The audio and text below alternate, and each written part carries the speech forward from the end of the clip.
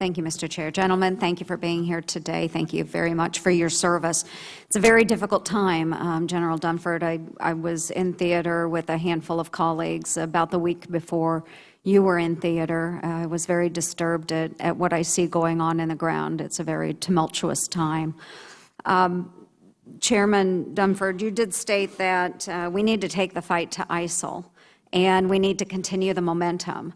And it's concerning because to continue the momentum, we actually have to have momentum going forward. And right now, the only group that I see in Iraq that's fighting ISIL that has momentum is the Kurdish Peshmerga.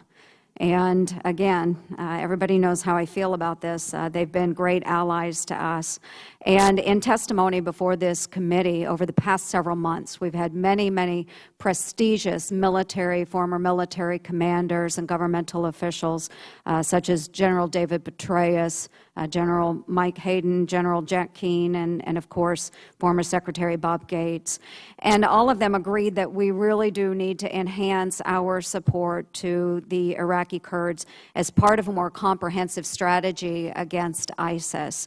And I'm very concerned that right now our current strategy piecemeals the weapons, the equipment, and my gosh, we have so many various types of calibers of weapons that's going from our coalition partners and the United States to the Kurdish Peshmerga.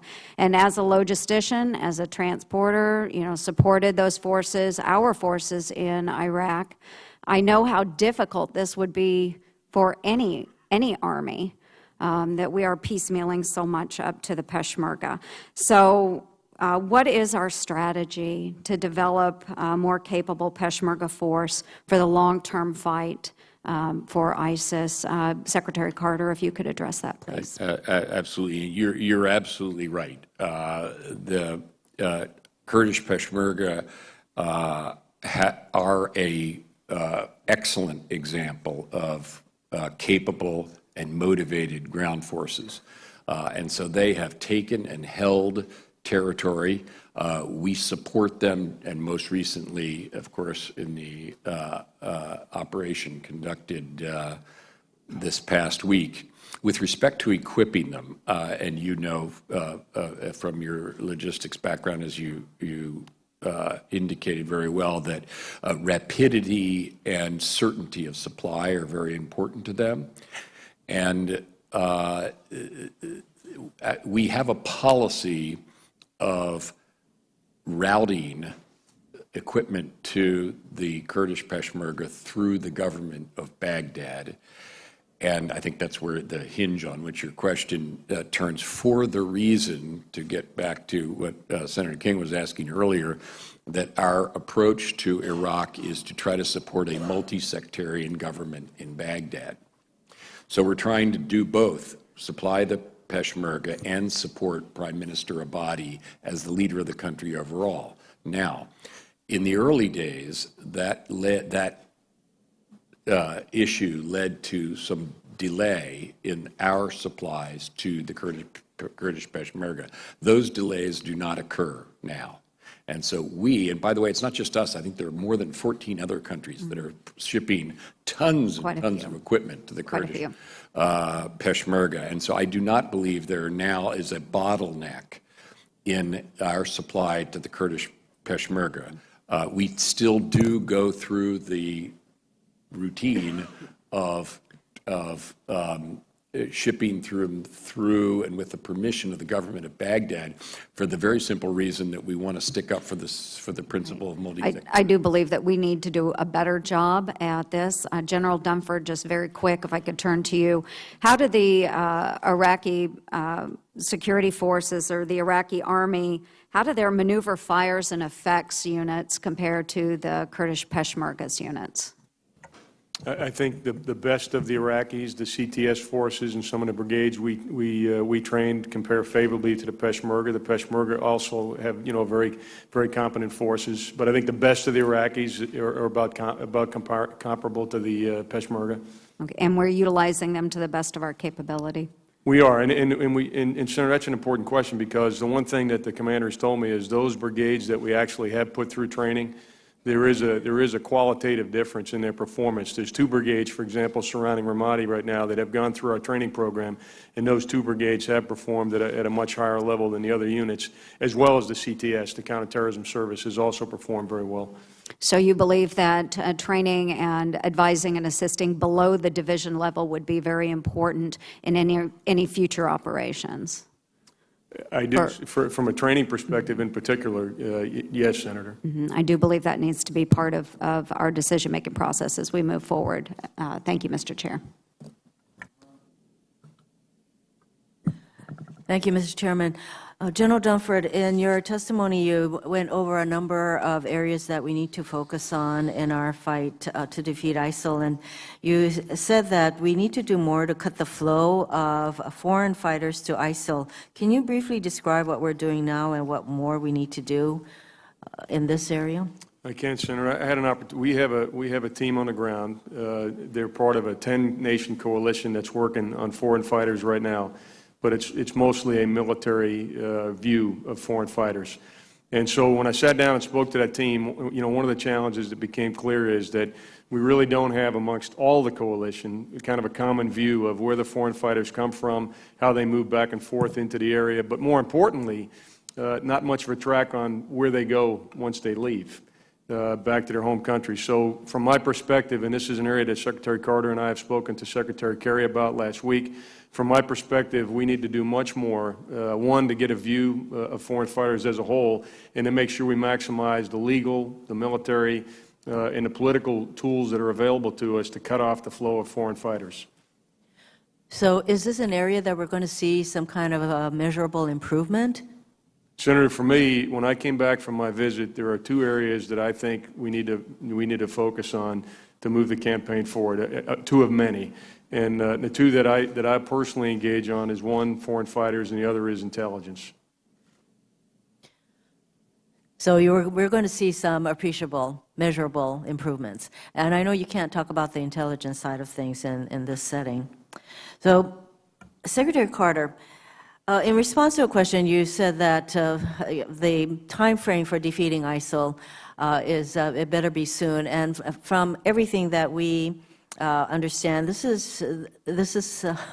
whole area of the world is very complicated, and so it is, I realize, difficult to really hone in, I suppose, on what a reasonable time frame may be. At the same time, with regard to Assad, there were indications that he was about to collapse, that his regime was about to collapse. But now that Russia has come in to bolster the Assad regime, 2 questions. How long do you think that Assad can be propped up by Russia's actions? And 2, do you think that Putin really is looking at a long-term scenario where Assad stays in place, or is he much more interested long-term in the stability of Syria for Russia's own interests? I can't say what Vladimir Putin is thinking about Assad's future, but I can tell you what his behavior suggests. And that is that he does want to support, at least for now, Assad, avoid the collapse of the Syrian state, which, as you indicated, I think he believed could occur, and that was one of the things that spurred his support, enhanced support for Assad. I've told you what I think of that approach. I think that it's going to backfire, that is, have the opposite of the effect that he is seeking. It enhances the opposition to Assad, and it also enhances the extremism he says he fears. So it's not a very sensible strategy, but that appears to be what his behaviors suggest. That appears to be his immediate goal, but I think that Putin is also smart enough to figure out that if he really wants stability in Syria, he may not be able to get it as long as Assad is in power. I wanted to get to the no-fly zone. What would we need to do if a no-fly zone is declared in Syria? What would we need to do to make sure that that no-fly zone sticks? Either one of you. Yeah, I'll start, and then maybe the chairman can say. So we have now for quite a while, and preceding my time as Secretary of Defense, analyzed the possibility of no-fly zones. And I tried to give you some of the indication of some of the considerations there. That would involve operating in the part of the country which is not generally where we're conducting air operations now, and where there are Syrian air defenses. Yes. And if we were going to put air crews in that environment, we would have to take care of those air defenses, which is a substantial military undertaking in its own. So one scenario could right. be that Assad would not abide by a no-fly zone, and we would need to protect him. Therefore, we would be in direct conflict. I think you have to with, assume that these Assad. An no-fly zone would be contested by Assad because its very Yes. intent was to engage his air force. And just again to get back to Senator Graham's point, we have not undertaken to have U.S. forces engage Assad's forces in a war for control. And that's probably one of the reasons Syria. with We that haven't kind taken of, that step. excuse me, with that kind of likely scenario, it's probably one of the reasons that we hesitate in creating a It's a no-fly zone. substantial and new military undertaking, and likewise, Thank you. Zones on the ground would have to be defended as well. So there are military implications to the declaration of such zones. We have thought them through, but we have not made recommendations to that. Thank you very effect at much, this time. Mr. Chairman.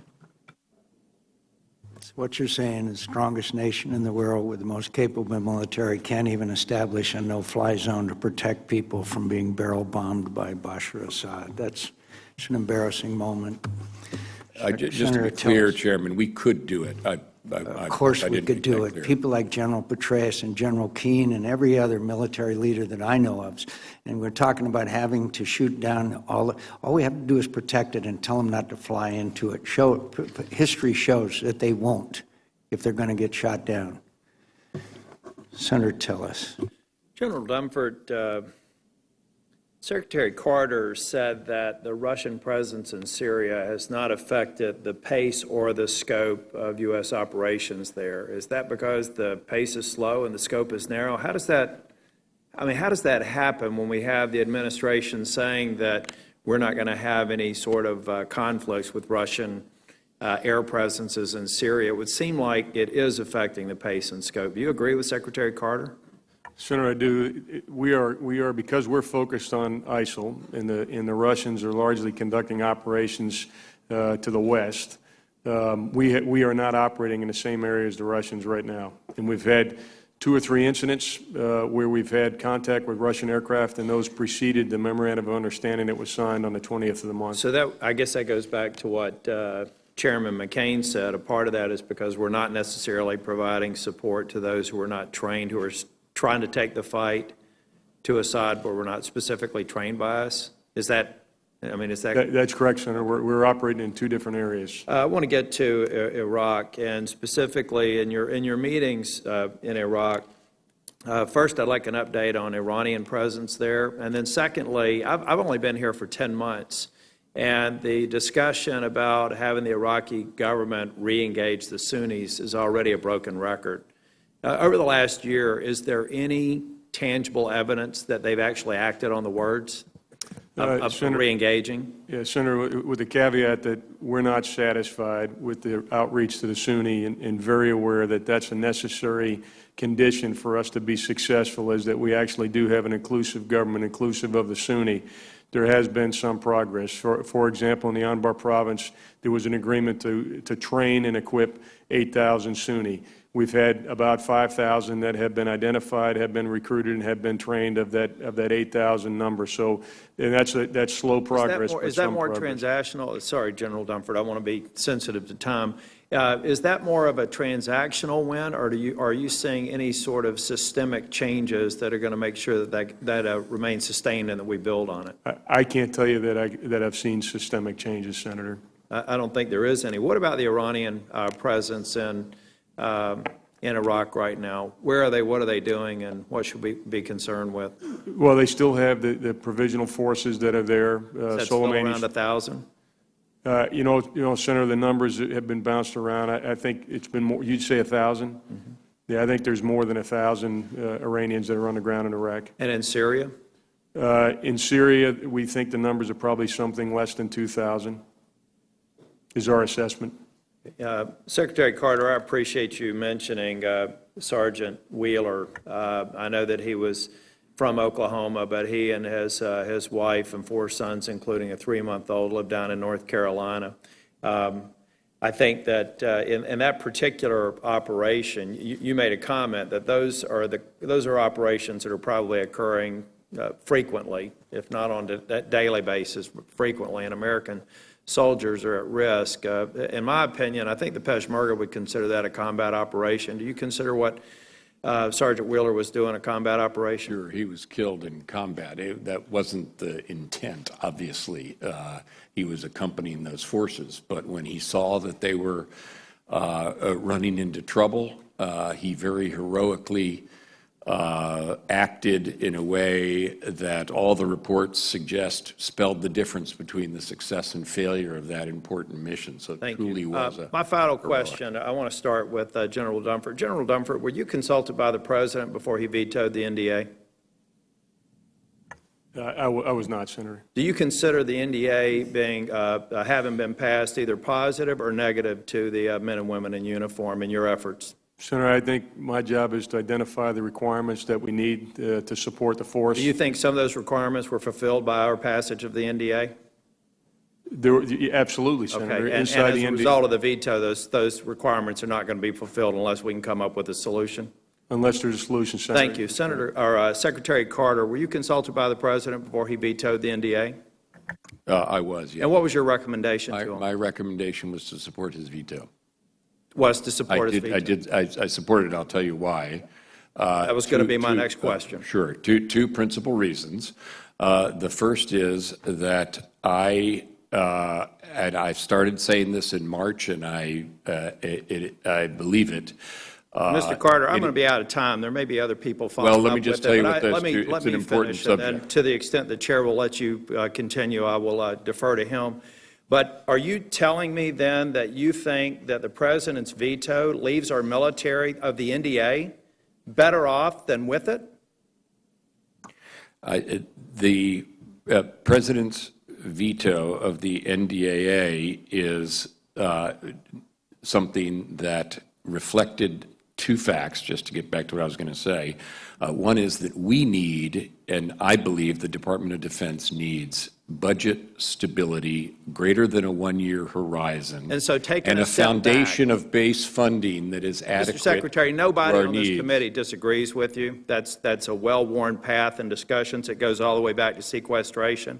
But I find it remarkable, given the circumstances we're in now and the testimony today, that we would take a step back with this NDA while we continue to fight that fight, because that's going to require a willing administration. And one thing's clear to me, this administration is not willing to confront the challenges that these men and women have in uniform today. Taking a step back in these dangerous times, I don't think makes sense, and I respectfully disagree with your recommendation to support the veto. Thank you, Mr. Chair. Well, if I can just say, I think that just to say what I think we need is what I hope is going on now, which is a true budget agreement where Washington comes together behind a honest, straightforward budget with some multi-year horizon. That's what the department deserves, and that's what I've been saying for months, and perhaps that is occurring as we speak. But I can only be honest and say what I think is best for the department, and that's honestly what we need. I realize that no individual member or individual committee can deliver that. It requires a coming together of gridlocked Washington behind an overall budget deal. I fervently hope that that occurs. I know there's some indication, I'm not involved in it, over the last couple of days that that might occur, and that is what I have been urging ever since March, and I fervently hope that can occur. That's what the troops deserve. That's what the world needs to see. I would point out that OCO will be part of this agreement as well. Mr. Secretary, if you want to complete your answer, please continue, or have you completed it? There's just one other aspect that I'd ask the committee also apropos of the NDAA. There are a number of reforms that we have requested now for several years consecutively that have been denied in the authorization bill, and I'd ask For example, some having to do with health care, some having to do with adjustments in force structure. These are things that the relevant armed services have determined are the optimal use of their resources, and the authority to carry out those reforms has been denied.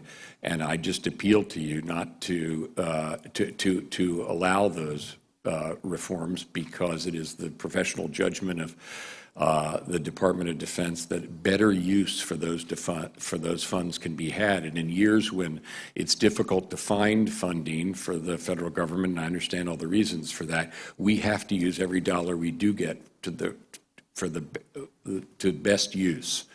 And we're not able to do that with some of the restrictions that are in the NDAA, and that's another reason why I'd ask you to reconsider some of its provisions. Thank you for the time to elaborate on that, Senator.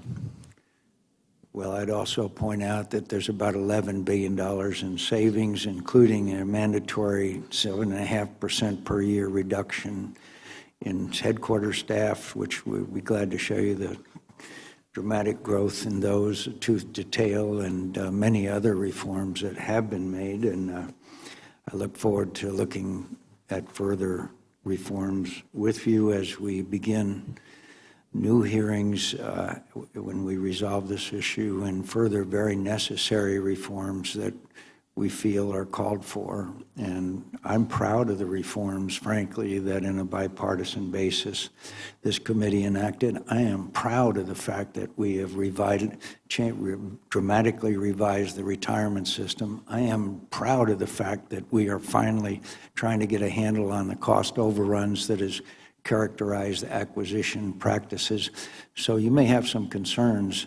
I can't tell you, after being on this committee for nearly 30 years, how proud I am of the bipartisan product that we produced. And I hope that maybe sometime you might recognize that. Senator Blumenthal. May I just second that? Go I'm right proud, too. And I thank you, and I thank you personally. I don't mean to say that reforms haven't been enacted. There's some additional ones that we would like to have, but I salute the committee. And the only way we can ask the taxpayer to give us more money for defense, which we need, is if we can also show that we use every dollar well. So I appreciate your leadership in that regard, Chairman. I thank you, Mr. Secretary. We do look forward to it. We'll have hearings beginning this week on restructuring that I think are necessary. We want to work very closely with you, and I'm very proud to work very closely with a graduate of West Point. Senator Blumenthal.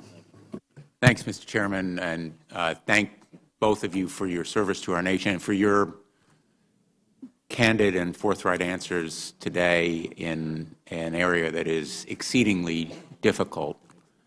As you may know, I'm working with a number of colleagues who both supported and opposed the Joint Comprehensive Plan of Action to strengthen United States policy toward Iran, in other words, to improve and strengthen that agreement, among other ways, by providing more military assistance to our allies in the area and anticipating that some of the financial windfall will go toward increased extremism and even terrorist violence in that area. And so to bolster the defenses and military capacity of our allies in that region, this legislation will reassert the United States policy that a nuclear-armed Iran will never be permitted. It will reaffirm our dedication to imposing sanctions related to terror financing and human rights abuses, and it will ensure that our allies, most especially Israel, will be provided with the assets that they need so that their defense will be bolstered and they will be able to deter Iran. General Dunford, you've just visited the area. Can you tell us what additional assets we can provide, and can you commit, and Secretary Carter, I ask you to join in this question, that the United States will, in fact, bolster assets going to Israel and our other allies in the Middle East, and comment on this legislation. Thank you. Senator, I can't talk to the details now. I can tell you that the Minister of Defense from Israel is here today for meetings with Secretary Carter. We'll have dinner with him this evening, and as you probably know, they're developing their perspective on what cooperation further we might have with them, to include the details of capability development that I had some initial discussions with their Chief of Defense, Minister of Defense, and Prime Minister last week during my visit. In the conversations that preceded our votes on the agreement, I was assured, and I think other colleagues were assured, that in effect Israel will receive all the necessary assistance to make sure that its qualitative edge is not only maintained but enhanced. Is that the policy of the administration? Yeah, qualitative military edge of Israel is an important part of our overall policy toward the Middle East, and that's exactly what I'll be talking to, and along with the chairman, the defense minister of Israel, about today. And of course, that's one ingredient of our overall support for Israel. And also, I should add, other Gulf partners and allies. And I also need to add, since you're asking about the Iran nuclear agreement, the maintenance of the military option, which we are charged with continuing to do, and I continue to pay personal attention to that. I believe the chairman does as well, and our efforts to counter Iranian malign influence around the region and protect our friends and allies. So there are a lot of dimensions to what we do there, and all of that, which is our activity, remains unchanged with this Iran agreement. All of those things, the military option, support to Israel, support to other Gulf countries, that is longstanding pursuit of American interests in the Gulf, and we're going to keep doing that. I recognize that the policy remains unchanged, but the military assets will have to be increased, won't they? We will be doing more with Israel. That's one of the reasons. That's one of the subjects of my discussions with Defense Minister Yalon, as it was when I visited there a couple of months ago, and he hosted me the way I'll be hosting him over the next couple of days. And can you tell us whether you're satisfied with the progress that's been made in those discussions? He and I have a very good relationship, a very easy relationship. So these discussions are discussions among friends.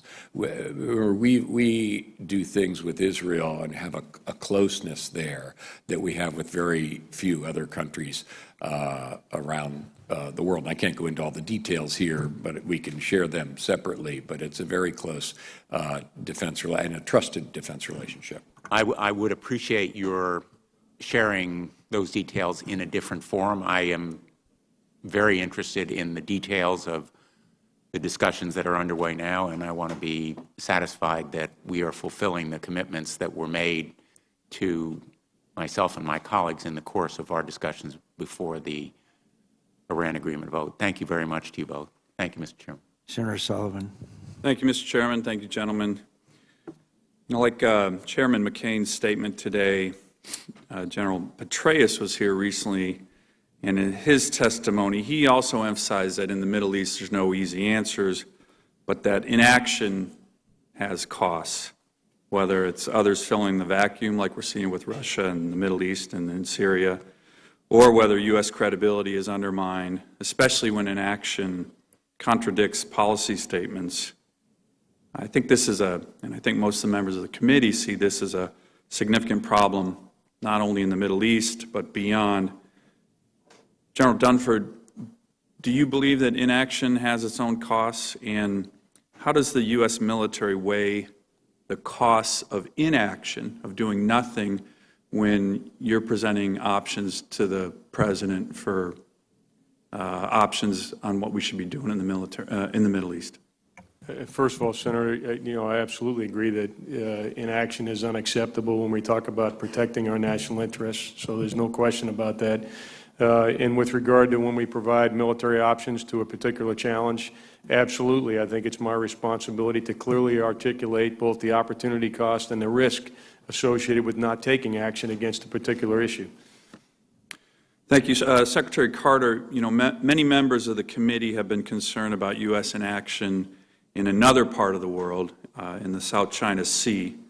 and a lot of us on this committee saw that inaction was raising costs and undermining U.S. credibility.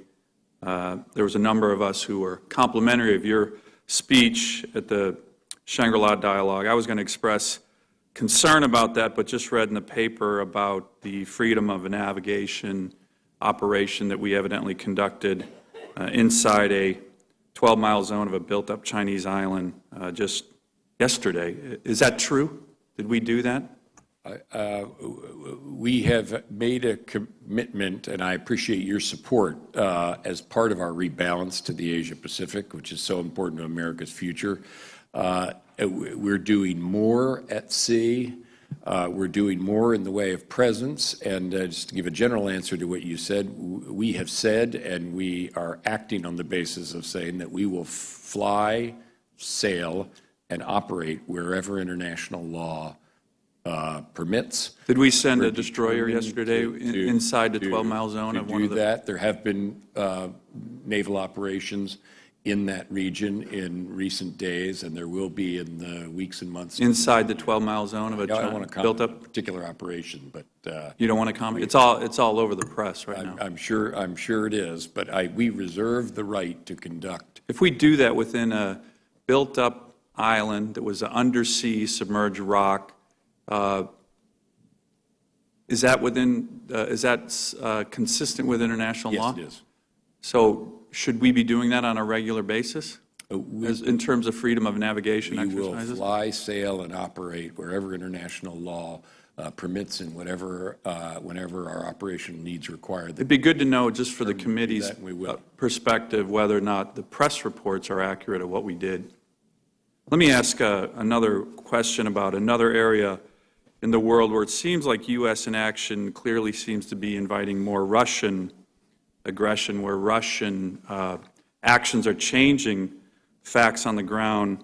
Mr. Secretary, in your confirmation hearing, you talked about the Arctic is going to be a major area of importance to the United States, but strategically and economically in the future. But you said it's fair to say that we're late to the recognition of that. I think it's also fair to say that the Russians are not late to the recognition of that. Since your confirmation, the Russians have done the following in the Arctic: a new Arctic military command, 4 new Arctic brigade combat teams, 14 new operational airfields in the Russian Arctic, announcements of up to 50 new airfields by 2020, a 30% increase of Russian special forces in the Arctic, 40 icebreakers. We have 2, one is broken. Huge new land claims in the Arctic, increased long-range air patrols with their Bear bombers, the most since the Cold War, a major military exercise in March that caught the U.S. military completely off guard, 45,000 troops, over 3,000 military vehicles, 41 naval ships, 15 submarines, 110 military aircraft, numerous elements of Russia's Western Military District and elite airborne troops in that exercise. A lot of this concerns the committee. In the NDAA, which the President vetoed, we had a unanimous agreement here to create an operations plan for the Arctic. That's an important step to ensuring we have continued good options in the Arctic. Can I get your commitment, both of you, to work with this committee on a robust military plan that will enable us to check Russia's aggressions in the Arctic, keep our options open, and maintain our credibility in that important area of the world, given that that's in the NDAA right now? Yeah, you have mine, and I appreciate your leadership in this regard. The Arctic is an important region for the United States and actually for the entire world. And so we need to do more there, and I appreciate the fact that you are a champion of that and can consider me a supporter, and I appreciate it. And we'll have a chance actually to discuss that in Alaska later this week. Yes, sir. Thank you. General Dunford? Yes, Senator. Thank you. Thank you, Mr. Chair. Mr. Secretary, sometimes here on this committee, we have a sense of frustration. The news reports all day are about a U.S. destroyer, naming the destroyer, going inside the 12-mile zone. around these islands. Why would you not confirm or deny that that happened, since all the details and the action happened? This is what frustrates members of this committee when it's out there in the media, throughout, saturating the media, and you won't even tell us. Is it what, maybe you understand our frustration here, Mr. Secretary. I do understand your frustration, and I just match it with my own frustration, which is that these are operations that we should be conducting normally. But the American people should know about it, and we're their representatives. And you refuse to even confirm or deny something that is all over the media and confirmed by everyone? And you come before this committee and say you won't comment on it? Why? Well, I'm going to not be coy with you. I don't like, in general, the idea of talking about our military operations, but what you read in the newspaper is accurate, but I don't want to say more than that, and I don't want to say when, and whether, and how we operate anywhere in the world. One of the things I don't think that the senator asked you to tell why, when, and how. He just asked you whether you could confirm it or not. I can. Thank you. Mr. Donnelly, Senator Donnelly. Thank you, Mr. Chairman. I just want to get back to Syria and to some of the questions the chairman was asking about safe zones. We seem lost.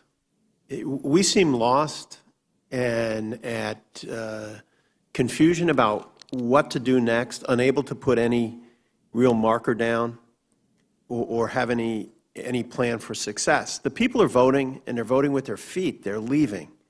There's refugees all over the world now.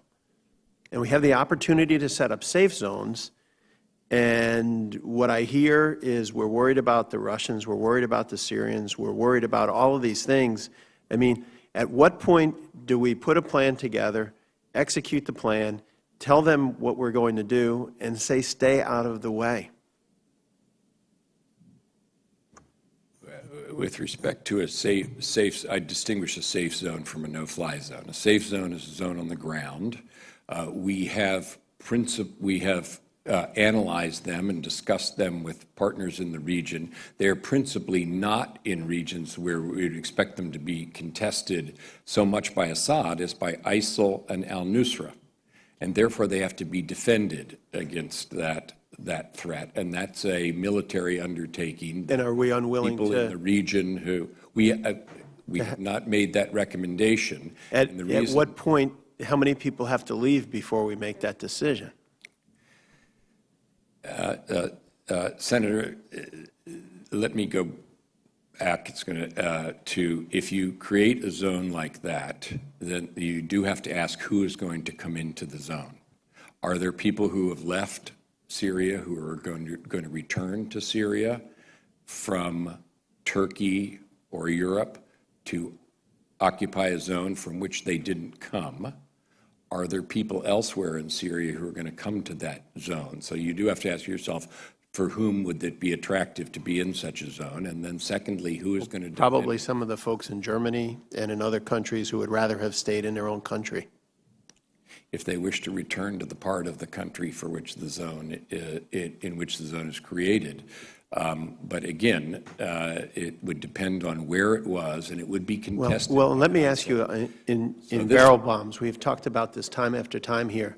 Why are we unwilling to send a message to Assad that if he continues with barrel bombing, we will stop him and crater his runways? We have not undertaken to engage as the U.S. military, the Syrian military. We have not taken that step. So how do you ever stop the barrel bombing? The way that the civil war in Syria will end, just to get back to what we've been saying repeatedly, is for Assad to depart and for there to be a political Why would he transition. depart at this point? Because the opposition to him is intense and strengthening. Well, as far as I can see, he's had 3 or 4 additional allies come on board. If anything, the calculation for him is his cards are getting better. No, again, our priority has been to combat ISIL. We are not, as the U.S. military, undertaking to combat Syria. Well, let me just That's ask you not a this. In decision- the process not a of decision. combating ISIL, does the United States stand by as another nation barrel bombs the people we're trying to protect? We have sought now for some time and continue to do a political transition in Syria that would end the Syrian civil war. We have not pursued a military solution to that. I would just say, from my perspective, and I'm not an expert like both of you, we seem lost. And I have extraordinary confidence in the leadership at this table, but we seem lost, and I would love to see alternate plans that may be out there. General Dunford, I was in Iraq a few months ago, was with the Sunni tribal leaders, and I just want to ask your best military judgment. In spending time with them, they said, look, if you showed an interest in us, if you showed, had a helicopter come by every now and then, showed you really wanted to provide us with guidance, with logistics, with advice, et cetera, that partnership, that friendship we've always felt, we'll be there. We'll get the job done. Do you think they have that capability? Senator, I do. There are Sunnis that absolutely can take the fight to the enemy, and we've seen that in the past. So while we try to continue to hope and pray that the Iraqi security force gets better, are we sitting here with Sunni tribal leaders who have the individuals who can actually start to move ISIS out of Ramadi? I think if the central government would do better at outreach to the Sunni, we absolutely could recruit more, train more, equip more, and support more Sunni in the fight. So I think it's almost fair to say the team is ready to go. They just need to get the signal to go. It would take some work, Senator, but there are people out there that we could put together to fight ISIL. And that's how we start to move ISIL out, I think. Thank you, Mr. Chairman. Thank you. On behalf of Chairman McCain, let me recognize Senator Lee. Thank you. And thank you, Secretary Carter and General Dunford, for appearing in front of our committee today and for your service to our country. The White House has been sending mixed and at times contradictory messages about what our interests are and what threats to our security exist in the Middle East. Many Americans are understandably coming to find our current strategy somewhat reminiscent of the old Warren Zevon song, since the President's reaction seems to be to send in lawyers, guns, and money whenever and wherever a crisis breaks out. The situation in the Middle East is a very complicated problem for our current posture, but it's certainly not historically aberrational. For more than 100 years, this region has been dominated by either external powers or internal authoritarians who have destroyed cultural institutions and disrupted the natural development of societies. The decentralization of power in these states, compounded by radical Islamism and ancient sectarian grievances, amounts to a time-tested recipe for the kind of conflict and instability that we're seeing today and that tends to threaten our security.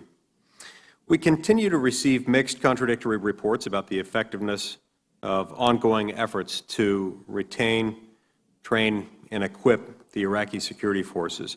When I ask why we believe it will work this time around, I'm usually told by defense officials something like the following, something like, well, we have a better political partner in Baghdad now than we did before, and we have a partner who will not repeat the mistakes of his predecessor.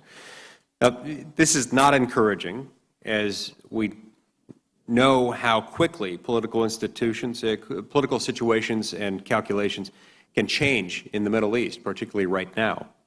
So, General Dunford, I'm more concerned by what your predecessor, General Dempsey, described as the will to fight factor among the ISF, and I believe that extends beyond simply having a better leader in Baghdad. Do you believe the kind of united Iraq that we've seen for the past century, that is with borders drawn by the British and French and held together either by a Western-backed monarchy or a Ba'athist dictator, is something for which the people of Iraq have the genuine will to fight, especially when they don't have emergency assistance from a coalition like they have right now? Senator, I think for most people in Iraq, it's a lot more local than it is national. And I do think that if a central government, for example, would outreach to the Sunni in the Anbar province and provide basic services, that we would get Sunni fighters that would fight on behalf of the government. We've seen that in the past. So I'd like to expand the question a little bit more broadly to places like Syria or Yemen. Do people of those countries have the will to fight for united governments in places where current territorial lines may have been imposed by a foreign force? There's no evidence that I would know of that would indicate that they would. Unfortunately, I think that we're looking too hard for an easy answer or a simple answer to some of these complicated questions. And I encourage my colleagues and the American people to thoughtfully consider options in the Middle East before continuing down paths that I believe may lead to mission creep and to an indefinite U.S. military presence to prop up weak and sort of artificially created states designated around unsustainable boundaries. Now, the Department of Defense's Syria Train and Equip program failed. It failed by a long shot to find and train the level of fighters desired under the vetting requirements established by Congress and the White House. Congress put these requirements in place because we were very concerned about who would be using U.S. assistance and for what purposes they would be using it. Secretary Carter, does the failure of this program indicate to you that the viable ground force we desire for Syria simply does not exist within the parameters that the American taxpayer may be willing to support? Well, I was disappointed in it as well, but I don't draw that conclusion. There are forces in Syria willing to fight ISIL and capable of fighting ISIL. We talked about the Syrian Kurds as an example of that, the so-called Syrian Arab Coalition, and in the new train and equip effort that we described today, we will look to identify and then support capable and motivated forces on Syrian territory that are willing to take on ISIL. We've identified some of them already, and the new approach is to enable them, train them, and equip them rather than trying to create such forces anew, which was the previous approach. And I do understand why that approach was taken, and you're right. It was authorized by this committee last December, and I understand the considerations that went into that. I have concluded, and the President concluded, that that approach wasn't working the way that it was conceived of a year ago, and that's precisely why we've changed the approach. So we have a different approach that we think will allow us to gain more momentum, and in particular to allow us to put pressure on the city of Raqqa, which is the self-declared capital of the caliphate. So on the Syrian side of the counter-ISIL fight, that is our intent, and we're trying to gather momentum in that and several other ways that we detailed. Okay, thank you. I see my time's expired, Mr. Chairman. On behalf of Chairman McCain, let me recognize Senator McCaskill. Yes. Senator Reid, thank you all for being here. And by the way, let me just at the beginning of my questions give a mention to Master Sergeant Joshua Wheeler. He is, there probably is no better example of someone who has run to danger for this country over and over and over again. I believe this was his 14th deployment. So I wanted to mention his name in the hearing today. We all mourn his loss and the loss of his family, and we support them as they move through this trying time. Senator Reid asked you about the new Syrian forces in northern Syria. Have we provided resupply to those forces? We have, Senator. Okay. And have they successfully called in airstrikes? They have, Senator. Okay. And can you tell us, for the record, how many? I cannot, Senator. I can get that information for you. I don't know the number. That would be terrific. On Iraq, train and equip, as you all know, I have a tendency to read those IG reports. The one that came out September 30th raised several concerns that I'm worried about. One is asking us to refurbish the conditions under which these Iraqis are training. The DIG recommends that the coalition work with the Iraqi Minister of Defense to devise and implement a plan that clarifies the contributions of Iraq and the United States to improve their living conditions. Evidently, the IG is saying that we're having desertions because they're living in such squalor in terms of the conditions under which they're training. I just think of the billions and billions on infrastructure we spend in Iraq, and I'm trying to get my arms around, are we going to go in and fix up something that's going to rot when we leave? Or is Iraq going to step up and do what's necessary to make these conditions palatable for the recruits? Senator, what I would tell you, and this is my perspective, and I think this is where we're at right now, is that our relationship with Iraq has to be transactional, and there has to be certain conditions that they would meet before we would provide support. And that absolutely is the framework within which I'll provide recommendations for any support to the Iraqi forces, would be that it would be based on their behavior and their willingness to be true partners and meet certain conditions that would indicate they'd be headed in the direction that you described. Capital expenditures, just really great, I think, on many of us who have watched the amount of money that we wasted on capital expenditures in Iraq. And on that same line of questioning, the MRAPs that are coming from Afghanistan, the same IG report points out that many of them are missing parts, and there's a real question whether they have the capability of maintaining these MRAPs going forward. Once again, are there discussions about who is going to bear the costs of making these MRAPs that we're giving them actually operational? Senator, you talk about the MRAPs we gave to the Afghan security forces? I'm talking about the excess ones that we're moving over. U.S. is providing 250 MRAPs to the Iraqi army. They're excess defense items and being shipped to Iraq from Afghanistan. Those are the MRAPs I'm talking about.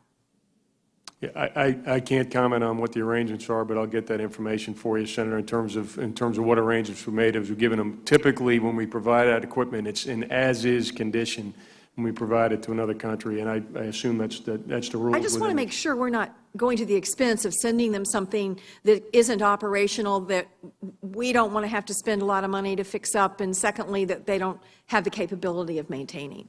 Sustainability, Secretary Carter knows this has been a refrain from the very beginning. It does us no good to give them things if they cannot sustain it, and of course that's one of the reasons that we're having the problems in Iraq we have right now, is they were politically incapable of sustainability. Briefly, on a separate subject, I just want to bring this up, and I won't go into the details here, but I am desperately trying to get at helping the veterans that were subjected to mustard gas experiments. And I'm having a really difficult time with your folks about this. They're saying that even if I have the name of the veteran and the privacy waiver, they will not give me information out of your mustard gas database without a letter from the chairman. I don't understand why this is so hard. Why is everyone not opening up these records and doing everything we can to get the word to these people? There are a lot of folks out there that were subjected to mustard gas experiments, and the VA wants to point at you, and I'm hitting a wall at DOD on this. And I really need a commitment from you all today that you will get me the information as to why why me trying to help veterans who maybe have been exposed to mustard gas, why this should be so hard.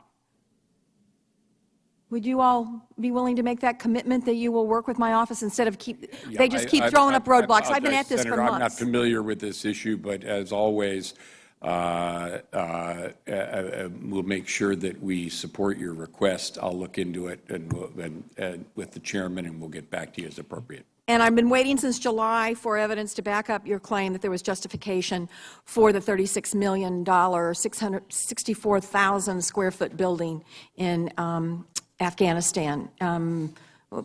There was a call for discipline for the people who had okayed that building. It's sitting empty, and I've been asking since July as to, you said that you didn't think, Secretary Carter, you contested the findings and said that you didn't think disciplinary action was appropriate. I've asked what the evidence is that would indicate disciplinary action is not appropriate, and I've been waiting since July. So if you could get that on your to-do list too, I would really appreciate it. Will do so. You've got an able helper behind you there who ought to help with this. Thank you very much. On behalf of Chairman McCain, let me recognize Senator Sessions. Senator Sessions, please. Thank you. Thank you, Senator. very much. Senator McCain laid out some serious criticisms of how we're conducting our policy in the Middle East. I share most of those. I don't think they're little matters. They're important matters. And I think we've made some mistakes and struggled in ways that are not good. I think it's, so I'll just leave it at that.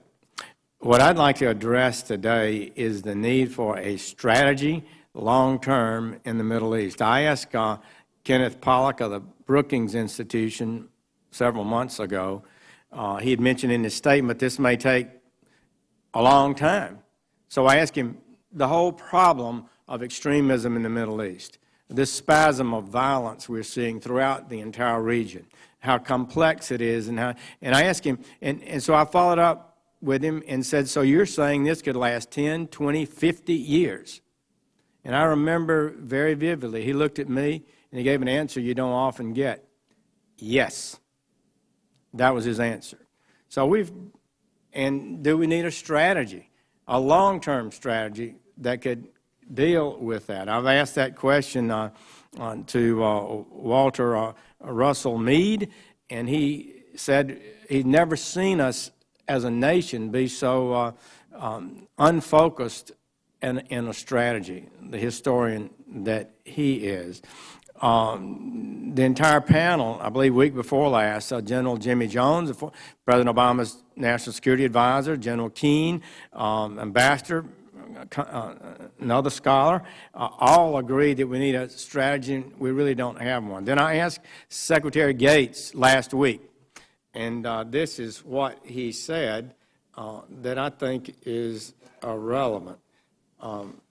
He said, my concern is that I don't see an overreaching or overriding strategy on the part of the United States with this complex challenge for the next 20 or 30 years. And one of the benefits of containment, and there are lots of disagreements about how to apply it and how the wars we fought under it and so on, but I will always believe that critical to our success in the Cold War was that we had a broad strategy called containment that was practiced by 9 successive administrations of both political parties.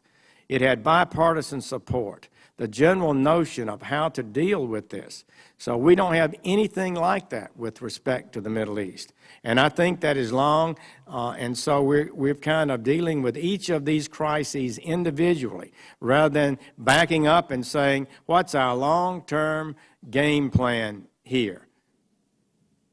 And who are going to be our allies? Who are going to be our friends?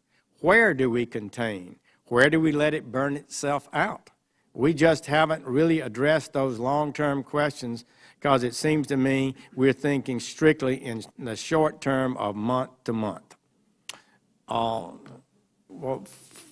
I know we've got 9 points, Secretary Carter, but I don't sense anyone in the region or anyone in the Congress believes that we have a deeply studied and long-term policy for the Middle East that could extend for decades. First of all, do you think we need one, and do we have one?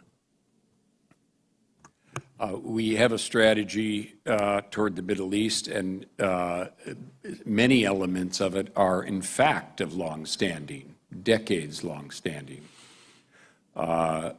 Again, that our strategy begins with the pursuit of American interests, and that involves protecting our own country and our people, defending longstanding friends and allies who include the Gulf states and especially Israel, which was discussed already, opposing the introduction of nuclear weapons to the region, which gets us to the Iran circumstance, and in the current matter of ISIL, protecting our people and our friends and allies against ISIL by defeating it where it began, which is in Iraq and Syria. We described today that the implementation of the strategy in both of those places to degrade and defeat ISIL, so we're doing that.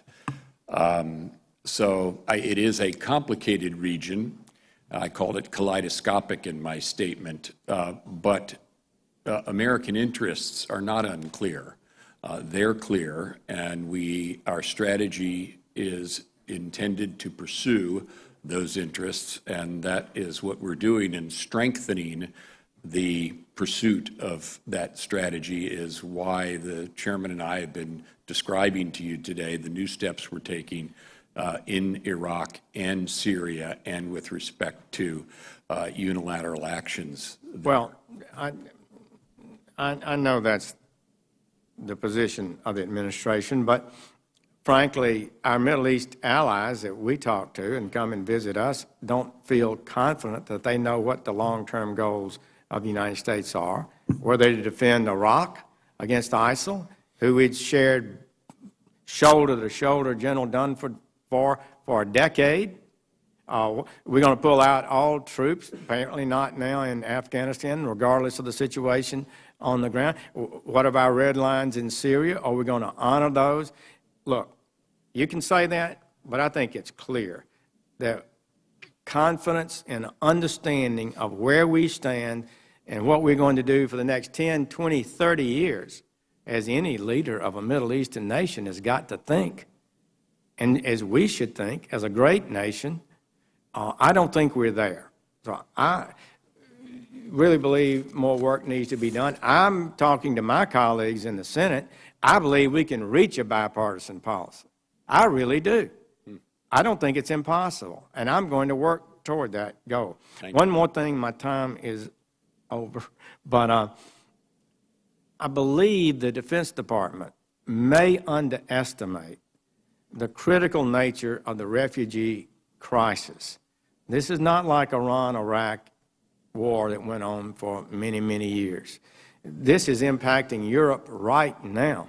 It is a humanitarian crisis. It's being exploited by everyone else in the Middle East that would like to come to Europe. Europe is facing what one top diplomat told me was the greatest crisis since the World War II.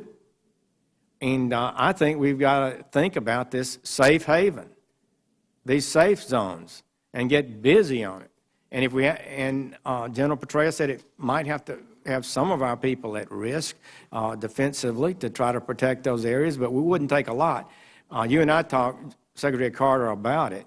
Can't we get moving on this? How many more millions are going to have to flee and being lined up in areas that we don't, before we act? Just morally, my judgment is that Europe needs to know there is a place for these refugees to go other than to flee the entire region. That will strengthen them. Can we not do that? Quickly. Well, insofar as the refugees are coming from Syria, they're actually coming to Europe from several places. All over. But to the extent they're coming from Syria, this is why it is so important that the Syrian civil war be put to an end. And our approach to that is political. It's not military, and that's been a persistent subject of discussion here. We have not undertaken to achieve that goal militarily. Our approach to that is political. We hope that that transition occurs and that the civil war in Syria ends, and that is something that... Or if it takes 3 years? Can't we provide some sort of area there for people who are in danger to have safety and not have to leave the entire region? I'll just repeat what I've said. We have analyzed, and I'm prepared to have shared with you the analysis we've done of safe zones, buffer zones, and no-fly zones. We have looked at the advantages and costs of those, and the President has not taken them off the table, but we have not undertaken to create any of those zones at this time. I don't rule that out in the future, Senator, and we're happy to discuss it with you and discuss in a different setting the analysis that we have done. On behalf of Chairman McCain, let me recognize Senator Ayotte. I want to thank the chair. Also thank Senator Donnelly. Appreciate it. I wanted to ask Secretary Carter. Recently, the Iranians have actually tested a long-range missile in violation of existing UN Security Council resolutions. This is something that Ambassador Power has confirmed, and in fact, if you look at what the Iranians have done post-agreement, not only have they tested this missile, but of course they've wrongfully convicted a Washington Post reporter in Iran. And they, of course, we've had a lot of discussion today about the cooperation between Russia and Iran undermining stability in Syria and our interests there. So I've also been brought to my attention recently that the Supreme Leader of Iran has actually said about the recent agreement that any imposition of sanctions at any level under any pretext, including repetitive and fabricated pretexts of terrorism and human rights on the part of any countries involved in the negotiations, will constitute a violation of the JCPOA. So here's my question to both of you, and primarily to you, Secretary Carter. What are we going to do about their violation of already existing UN resolutions when it comes to testing ballistic missiles and long-range missiles? And you know, you're the one that testified before this committee. The I in ICBM is intercontinental. And as I see it, already Iran is violating resolutions with no response from us. Already the Supreme Leader is basically saying you impose sanctions on any reason, even our support for terrorism or other human rights violation, we're going to walk away from the JCPOA. So do you not agree that their violation of the missile resolution warrants a response from the United States of America? And what is that response going to be? Because at this point, I haven't seen any response. I think that it needs to be very clear, it's certainly clear to us in the Department of Defense, that the conclusion of the nuclear deal with Iran, assuming it gets implemented, which is part of what your question gets to, does not address all of our security concerns. But let me ask you this, just Iran. Yes or no, should we respond to their testing of this missile that violates existing UN resolutions? I'll describe one response that's in our area, and that is our continuing commitment to the development of missile defenses. That's one of the reasons why we are developing and fielding. I understand that we're developing missile defenses, but what is our response when they behave badly already? Shouldn't there be a response from the United States of America? We had recently a panel of experts here, and I asked each of them, and they came from different perspectives, if we should respond, and they all agreed, yes. Well, in our area of responsibility, I would say this, Senator, I'll let the Ambassador Power and Secretary Kerry address the diplomatic side of it, but in our area of responsibility, and I made this clear right from the beginning of the negotiations on the Iranian nuclear deal, that does not end all of our security concerns with respect to Iran. I mean, that is why, Mr. Secretary, I'm sorry, I don't have a lot of time, but ending, it seems not ending. It seems like it's just beginning, really. As we think about this whole unholy alliance between Russia and Iran undermining our interests in Syria, as we think about them testing in our faces this long-range missile, as we think about what the Supreme Leader has basically said, any sanctions, we're going to walk away from the JCPOA, I would say that it's really just beginning. That said, before I leave, I don't have much time, but I need to ask a question of you, General Dunford. I had the privilege of recently on Friday going to the Guantanamo Bay detention facility and meeting with our men and women who serve there. And they're doing an excellent job under difficult circumstances, as you know. And one of the issues that was brought to my attention, and I know that you, as a leader in our military, one of your jobs, having been a commander and serving obviously in the highest position in our military, understand that taking care of our men and women in uniform is so critical. And yet we have a situation down there where we met with women guards who are being prevented from fully performing their mission because the 5 9/11 attackers who are charged with killing 3,000 Americans will not allow them to perform their duties because they're women. Can you tell me what you think about that and whether you think that is right and how we should be addressing that? Senator, I can tell you how I feel about it. I feel the same way as the commander, U.S. Southern Command, General Kelly, who describes it as outrageous. And I read his weekly report and have read it for about probably the last 7 or 8 weeks, to include the 2 or 3 weeks before transition. So it's outrageous. He's identified it, and as you probably know, Senator, that's being worked by lawyers. It's an injunction. I'm not using that as an excuse. I'm just sharing with you that's actually where it's at right now. It's being worked by lawyers. The commander's identified it. I think it ought to be. It is outrageous. It ought to be fixed. It hasn't been to date. I'd like to see the administration speak out against this. Here we talk about giving women more opportunity in combat, but this is a area where these women that we met with, by the way, that are serving there, they're the very best, and they are not being able to perform the full responsibilities of their positions simply because they are women, because 9/11 terrorists are manipulating the system to say that our women cannot guard them. Secretary Carter, I hope you would agree with me that this is outrageous, and I would hope that the administration would do everything in its power to stand up for our women in the military. I do want to associate myself with what the chairman said. It is outrageous when General Kelly said this is the pursuant to an action of a federal judge, and I understand that.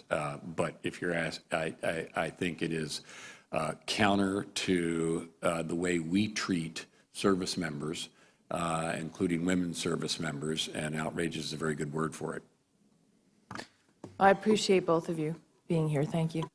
Mr. Secretary and General Dunford, I've known both of you for many years, and I have appreciated very much your outstanding work, and I am great admirers of both of you, and I appreciate your service.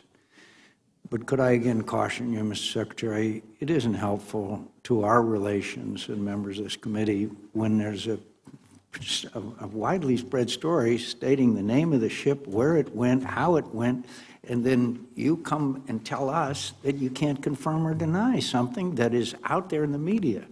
So meaning that somebody has leaked all that information to the media and it's out there, but you can't tell members of this committee who have the responsibility. It isn't a privilege, it's a responsibility to exercise oversight. The second issue I want to mention to you is Guantanamo. I understand that the President has said on numerous occasions that one of his objections is Guantanamo.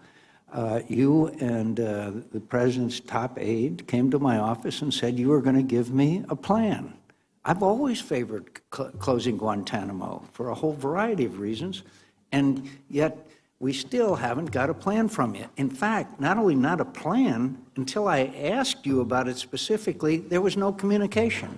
After coming to my office and saying that you're going to give me that plan, and I said we needed it before we marked up the defense authorization bill. We got nothing, not an update, not a briefing on what was going on. So we put in the language in Guantanamo, and the President then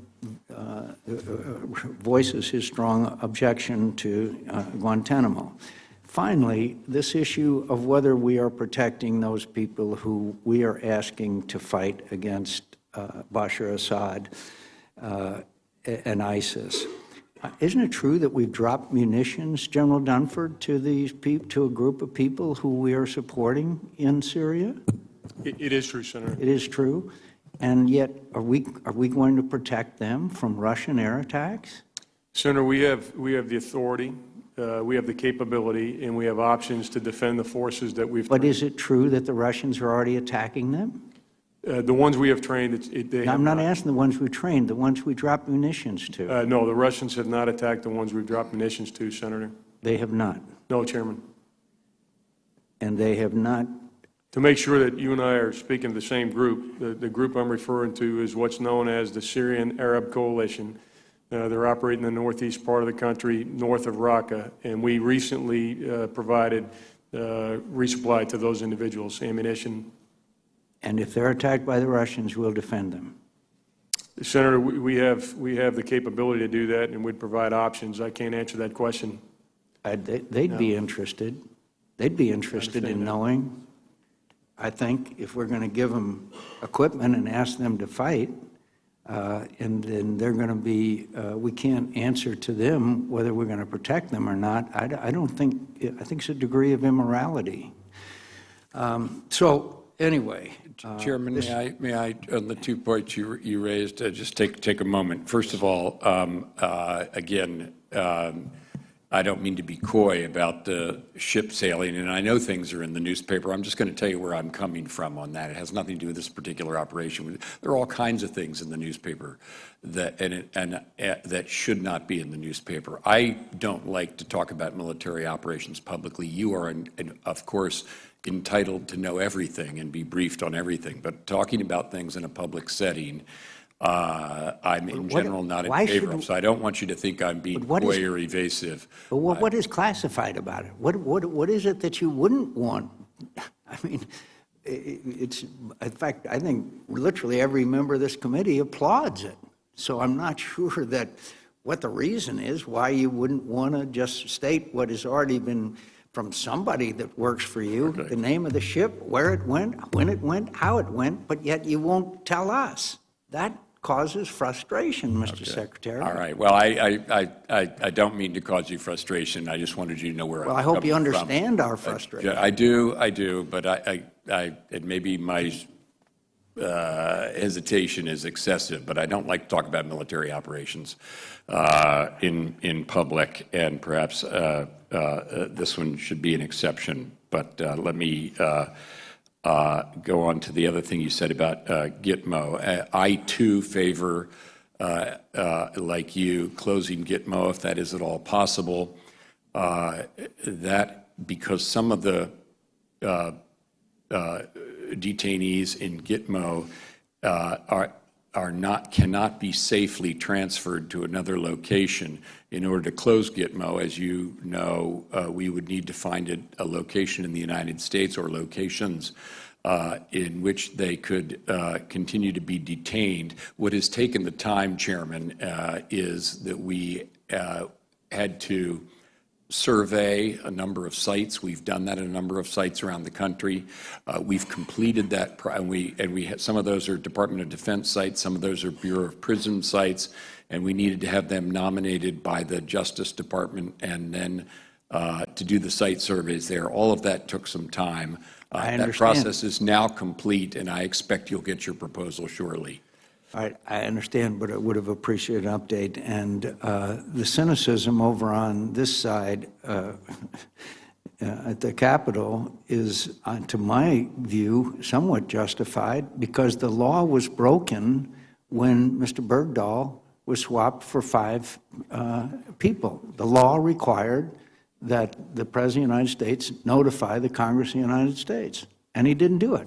So frankly, there's a credibility gap that is huge when the President acts in direct violation of the law and using the excuse, well, he was afraid there was going to be a leak. Well, to me, that's not sufficient reason to violate the law, and so therefore, the cynicism here is immense. And to expect, the President complains about the NDAA, to expect that this committee would act after the President has violated the law, and there is no plan, is, of course, something that is not neither reasonable nor in keeping with our responsibilities. And so, could I say again of my respect, I appreciate the great work that both of you do.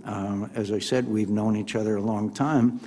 But I also have to tell you, there's a certain amount of frustration here because of the lack of communication. What we just talked about, Guantanamo was one. Another one is this policy or lack of policy about what people we train and equip and whether we're going to defend them or not.